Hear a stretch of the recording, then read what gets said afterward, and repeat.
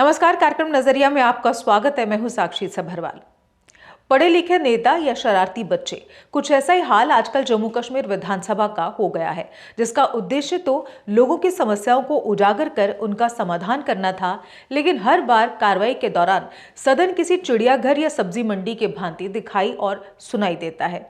और विडंबना तो ये है कि शरारती बच्चे को डरा कर या बहला फुसला कर लाइन पर लाया जा सकता है, लेकिन ऐसे नेताओं का क्या जिन्हें जनता ने खुद ही चुन के तो भेजा है, लेकिन नेता उस काम को भूल गए हैं जिस काम के लिए जनता ने उन्हें वहां भेजा है।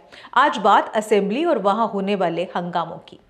जम्मू कश्मीर पिछले लंबे समय से विभिन्न चुनौतियों से लगातार जूझ रहा है। जहां एक तरफ आतंकवाद ने यहां के विकास को रोके रखा, तो वहीं यहां पर सत्ता में आने वाली हर सरकार पर विकास को अनदेखा करने के आरोप भी लगते रहे। लेकिन बावजूद इसके हर बार सफलतापूर्वक चुनाव भी होते रहे, सरकारें भी बनती रही और लोगों को मूलभूत सुविधाएं देने के वादे भी लगातार होते रहे। लेकिन आज तक ना तो लोगों को बिजली मिल पाई, न पानी और न ही सड़कें। अलबत्ता कागजों में जम्मू कश्मीर का विकास बहुत तेजी से हो रहा है और करोड़ों पैसा भी आ रहा है। खैर, लोगों की समस्याओं का समाधान जनता उन हाथों में सौंपती है जो उनसे वादे तो करते हैं, लेकिन जनता का भरोसा भी जीतते हैं और सत्ता में आते ही वह लोगों की समस्याओं को दूर करेंगे, ऐसा माना जाता है। खैर, जब चुनकर ये नेता सदन में पहुंचते हैं तो असली खेल वहां देखने को मिलता है, या यूं कहें कि सच्चाई वहां खुलकर दिखाई देती है। कुछ ऐसा ही नजारा आजकल जम्मू कश्मीर असेंबली का देखने को मिल रहा है। जब भी असेंबली सेशन लगता है तो उसका उद्देश्य यही होता है कि लोगों की समस्याओं को उजागर किया जाए और उसका समाधान किया जा सके। लेकिन असेंबली का नज़ारा ऐसा होता है मानो वहां पढ़े लिखे मुअज़्ज़िज़ नेता ना होकर एक ऐसे क्लास के बच्चे हों जिन्हें पढ़ने से कोई लेना देना नहीं।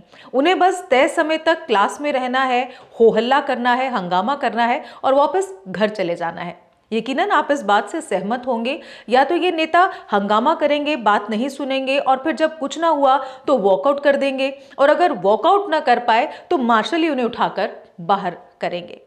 कई बार ऐसी कार्रवाई देखकर ऐसे लगता है मानो सरकार और विपक्ष में जैसे कोई सेटिंग हो कि कैसे और किस दिशा में इस कार्रवाई को लेकर जाना है, ताकि जनता भी सवाल न कर पाए और जनता को आसानी से मूर्ख बनाया जा सके। और फिर जनता का क्या है, वो तो वैसे भी सालों से मूर्ख बनती आ रही है।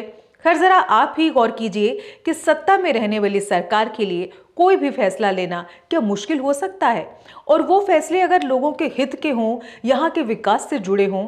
लेकिन नहीं, इन नेताओं का काम है काम का श्रेय किस तरह लिया जाए, काम को कैसे उलझाया जाए, आदि इत्यादि।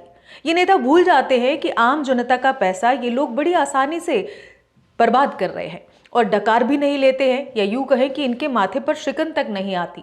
ऐसा नज़ारा हम बीते कई दशकों से देखते आ रहे हैं और आगे भी देखते रहेंगे।